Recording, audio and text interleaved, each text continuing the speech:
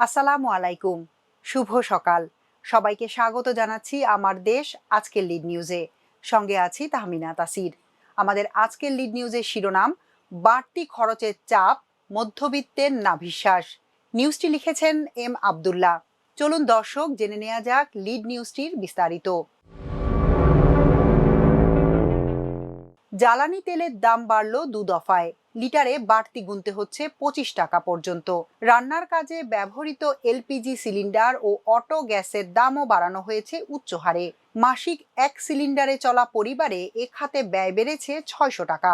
2 cylinder লাগলে বাড়তি খরচ যোগ হয়েছে 1200 টাকা।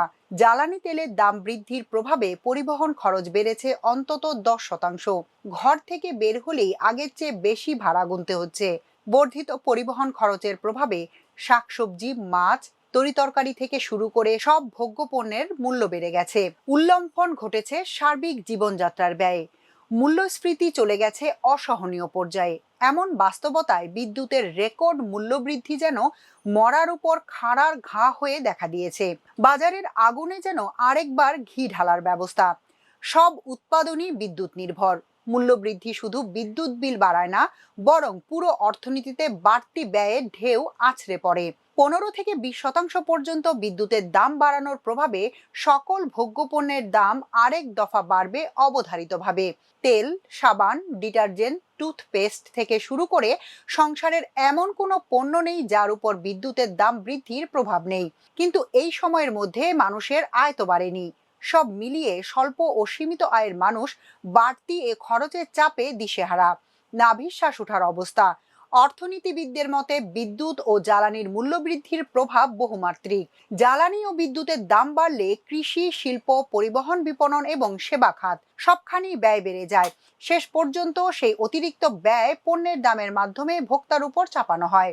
উৎপাদন শিল্পের মালিকদের মতে বিদ্যুৎ ও জ্বালানির মূল্য বৃদ্ধির ফলে শিল্প কারখানার উৎপাদন ব্যয় বাড়বে, পরিবহন খরচ বৃদ্ধি পাবে, নিত্য প্রয়োজনীয় পণ্যের দাম বাড়তে পারে, সেবা খাতে ব্যয় বৃদ্ধি পাবে এবং মূল্যস্ফীতি শেখ হাসিনার শেষ সময়ের মতো 2 ডিজিটে উন্নীত হতে পারে। বুধবার সব শ্রেণীর গ্রাহকের বিদ্যুতের মূল্য বাড়ানোর পর গতকাল লাইফলাইন ও প্রথম ধাপের অর্থাৎ 75 ইউনিট পর্যন্ত ব্যবহারকারী গ্রাহকদের ক্ষেত্রে বিদ্যুতের বর্ধিত মূল্যহার প্রত্যাহারের উদ্যোগ নেওয়া হয়েছে। বলা হচ্ছে 65% গ্রাহকই এই 2 শ্রেণীতে রয়েছে। বিদ্যুৎ বিভাগের এই দাবির যথার্থতা নিয়ে প্রশ্ন উঠেছে। নিম্ন মধ্যবিত্ত ও নিম্নবিত্ত গ্রাহকের বিদ্যুতের ব্যবহার 150 থেকে 300 ইউনিট পর্যন্ত। দেশে মোট 5 কোটি বিদ্যুৎ গ্রাহকের সিংহভাগই মাসে 75 ইউনিটের অধিক বিদ্যুৎ ব্যবহার করে। যার ঘরে 2 থেকে 3টি লাইট, ফ্যান, একটি ফ্রিজ ও একটি টেলিভিশন আছে, তার মাসিক বিদ্যুৎ ব্যবহারের পরিমাণ কোনো মতেই 75 ইউনিটের মধ্যে সীমাবদ্ধ নয়। পল্লী বিদ্যুতায়ন বোর্ডের গ্রাহকদের সবচেয়ে কম বিদ্যুৎ ব্যবহারকারী হিসেবে গণ্য করা হয়। তাদের গ্রাহক সংখ্যা গত অর্থ বছরে ছিল 3,72,00,000। 80টি সমিতির মাধ্যমে খুচরা গ্রাহকদের মধ্যে তারা প্রতি মাসে গড়ে 402 কোটি ইউনিট বিদ্যুৎ বিক্রি করে। এই হিসেবে গ্রাহক প্রতি মাসিক সরবরাহকৃত ইউনিট সংখ্যা দাঁড়ায় 108। ফলে 75 ইউনিট পর্যন্ত দাম না বাড়ালে কত শতাংশ গ্রাহক সুবিধা পাবে তা নিয়ে সংশয় থেকেই যায়। তাছাড়া বিদ্যুৎ বিল 75 ইউনিটের মধ্যে সীমাবদ্ধ রেখেও রেহাই নেই। বিদ্যুতের দাম বৃদ্ধির প্রভাব তো সর্বব্যাপী, সকল পণ্যে। যারা বাসাবাড়িতে বিদ্যুৎ ব্যবহার করে না তাদের উপরও বাড়তি খরচের বোঝা চাপবে। অতীতের অভিজ্ঞতা থেকে অর্থনীতিবিদরা বলছেন সরকার এবারে 15 থেকে 20% দাম বাড়িয়ে বছরে 10 থেকে 13 হাজার কোটি টাকা পর্যন্ত বাড়তি আয় করতে পারবে। কিন্তু এর বহুমাত্রিক প্রভাবে বছরে লাখো কোটি টাকা চলে যাবে জনসাধারণের পকেট থেকে। গত এপ্রিলে 2 দফায় 599 টাকা বাড়ে এলপিজির 12 কেজির সিলিন্ডারের দাম। মে মাসে দাম অপরিবর্তিত থাকে, তবে জুনের জন্য 12 কেজিতে 55 টাকা কমিয়ে দাম 1885 টাকা করা হয়েছে। এপ্রিলে সরকার সব ধরনের জ্বালানি তেলের দাম বাড়ায়। তখন অক্টেনের দাম লিটারে 20 টাকা, পেট্রোলে 19 টাকা, ডিজেলে 15 টাকা এবং কেরোসিনে 18 টাকা বাড়ানো হয়। মে মাসে দাম অপরিবর্তিত রাখা হয়। জুনে ডিজেলের দাম অপরিবর্তিত থাকলেও অন্যান্য জ্বালানি তেলের দাম লিটারে 5 টাকা বাড়ানো হয়েছে। পুরান ঢাকার বাসিন্দা ফিরোজা বেগম নামে এক 50 নারী 8,000 টাকা বেতনে দোকানে কাজ করে মেয়ে, নাতি নাতনি নিয়ে সংসার চালান।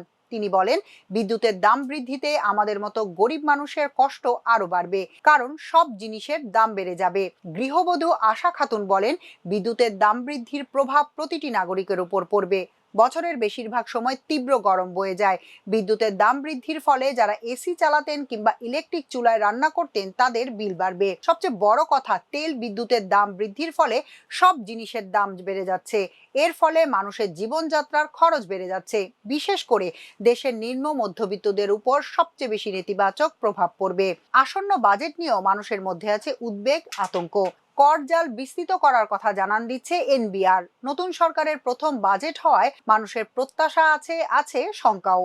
অর্থনীতিবিদরা বলছেন, সামষ্টিক অর্থনীতির বর্তমান বাস্তবতায় আগামী বাজেটের সবচেয়ে বড় চ্যালেঞ্জ হবে মূল্যস্ফীতি নিয়ন্ত্রণ, ঋণ পরিশোধের চাপ সামাল দেওয়া এবং অর্থনীতিতে গতি ফিরিয়ে আনা। ফলে বাজেট বাস্তবায়নের আগে সরকারকে কঠিন অর্থনৈতিক বাস্তবতার মুখোমুখি হতে হচ্ছে। দুর্নীতির লাগাম না টেনে দাম বাড়ানো অন্যায়। বিদ্যুৎ খাতের অনিয়ম ও লুটপাটের কারণে উৎপাদন খরচ কয়েক গুণ বেড়েছে বলে জানান এ খাতের বিশেষজ্ঞরা। তাদের মতে, শেখ হাসিনা সরকারের আমলে 15.5 বছরে এই দুই খাতে 1,25,000 কোটি টাকা লুটপাট হয়েছে। এই দুর্নীতি মূলত হয়েছে বিদ্যুৎ কেন্দ্রের ক্যাপাসিটি চার্জ, নতুন বিদ্যুৎ কেন্দ্র নির্মাণে কমিশন এবং কেন্দ্র ভাড়া ও অতিরিক্ত মুনাফা, এই তিনটি খাতে। বিদ্যুৎ খাত ব্যবহার করে বাংলাদেশ থেকে পাচার করার টাকায় কেউ বিভিন্ন দেশে বিশাল সাম্রাজ্য গড়ে তুলেছেন। লুটের টাকায় একজন সিঙ্গাপুরের শীর্ষস্থানীয় ধনীর তকমাও পেয়েছেন বলে বিভিন্ন প্রতিবেদনে উঠে এসেছে। বিদ্যুৎ খাতের অনিয়ম ও দুর্নীতি অনুসন্ধানে গঠিত বিশেষ কমিটি তাদের প্রতিবেদন পেশ করেছে। সেখানেও অনিয়ম ও লুটের সঙ্গে জড়িতদের চিহ্নিত করা হয়েছে। বিদ্যুৎ খাতের লুটেরাদের বিরুদ্ধে ব্যবস্থা না নিয়ে দাম বাড়িয়ে জনজীবনকে বিপর্যস্ত করা বড় ধরনের অন্যায় ও বেআইনি কর্মকাণ্ড হিসেবে দেখছেন এ খাতের বিশেষজ্ঞরা। লুটেরাদের পক্ষে নিয়েছে বিইআরসি। জ্বালানি তেলের পরপরই বিদ্যুতের দামও বাড়ার কারণে জনজীবনের নাভিশ্বাস অবস্থা হবে, এমন আশঙ্কার কথা বলেছেন বিভিন্ন শ্রেণী পেশার নাগরিকরা। তারা বলেন, সবচেয়ে বেশি দুর্ভোগের শিকার হবে নিম্ন আয়ের মানুষ। বিদ্যুতের দাম বাড়ানোর প্রক্রিয়ায় সমালোচনা করে শুনানিতে ক্যাবের সাংগঠনিক সম্পাদক অধ্যাপক ডক্টর সৈয়দ মিজুর রহমান বলেন, জনগণের অবস্থা বিবেচনা করলে এখানে বিদ্যুতের দাম বাড়ানোর প্রস্তাব তো দূরের কথা, শুনানির আয়োজনই করার কথা নয়। বিদ্যুৎ খাতের দুর্নীতি, অনিয়ম ও লুটপাটের চিত্র তুলে ধরে এই শিক্ষাবিদ বলেন, বিইআরসি দেশের ও জনগণের স্বার্থ রক্ষার পরিবর্তে লুটেরাদের স্বার্থ রক্ষা করেছে। বিদ্যুৎ খাত থেকে ক্যাপাসিটি চার্জের নামে কোটি কোটি টাকার দুর্নীতি হচ্ছে। এখনো বিদ্যুৎ কেন্দ্র বসিয়ে রেখে তাদের টাকা দিচ্ছে সরকার। এসব অনিয়ম ও দুর্নীতি বন্ধ করলে বিদ্যুতের দাম বাড়ানোর প্রয়োজন হতো না। সবার আগে উচিত বিদ্যুৎ খাতের লুটেরাদের বিরুদ্ধে আইনানুগ ব্যবস্থা নেওয়া। ব্যবসায়ীদের দুশ্চিন্তা। বাংলাদেশ সিএনজি ফিলিং স্টেশন ও কনভার্সন ওয়ার্কশপ ওনার্স অ্যাসোসিয়েশনের মহাসচিব ফারহান নূর বলেন, গত কয়েক বছরের বিদ্যুতের মূল্য বৃদ্ধির কারণে প্রতি ঘনমিটার সিএনজি উৎপাদনে অতিরিক্ত 1 টাকা 60 পয়সা খরচ যুক্ত হয়েছে। এছাড়া বাজার পরিস্থিতি ও ক্রমবর্ধমান ব্যয় বিবেচনায় কমিশন বা মার্জিন ন্যূনতম 3 টাকা 50 পয়সা বাড়ানো দরকার। আমরা এমন দাবি করে আসলেও সরকার তা আমলে নিচ্ছে না। এখন আবার এ খাতে বিদ্যুতের দাম আরও 17% বাড়ানো হয়েছে। এতে 8 টাকা কমিশনের 6 টাকাই বিদ্যুতে খরচ হবে। বাকি 2 টাকা দিয়ে ব্যবসা কিভাবে হবে? সিএনজি মালিকেরা বিদ্যুৎ বিভাগকে দেওয়া এক চিঠিতে লিখেছেন, 2015 সাল থেকে দফায় দফায় বিদ্যুতের দাম বাড়লেও সেই অনুযায়ী সিএনজি স্টেশন মালিকদের কমিশন সমন্বয় করা হয়নি। এতে লাইসেন্স ফি, ইজারা ব্যয়, ব্যাংক সুদ, রক্ষণাবেক্ষণ ব্যয়, কর্মচারীদের বেতন ও যন্ত্রাংশের দাম বৃদ্ধির কারণে অনেক স্টেশন এখন লোকসানে চলছে। বিজিএমই এর সাবেক পরিচালক এবং ডেনিম এক্সপার্টের ব্যবস্থাপনা পরিচালক মহিউদ্দিন রুবেল আমার দেশকে বলেন, বিদ্যুতের মূল্যবৃদ্ধিতে যে কোনো উৎপাদনমুখী শিল্পে ব্যাপক প্রভাব পড়ে। এই মূল্যবৃদ্ধির ফলে কারখানার উৎপাদন খরচ বেড়ে যাবে, যার কারণে বিশ্ববাজারে বাংলাদেশি পণ্য প্রতিযোগিতায় পিছিয়ে পড়তে পারে, বিশেষ করে তৈরি পোশাক খাত, যা রপ্তানি আয়ের উপর নেতিবাচক প্রভাব ফেলবে। ঝুঁকিতে পড়বে কর্মসংস্থান।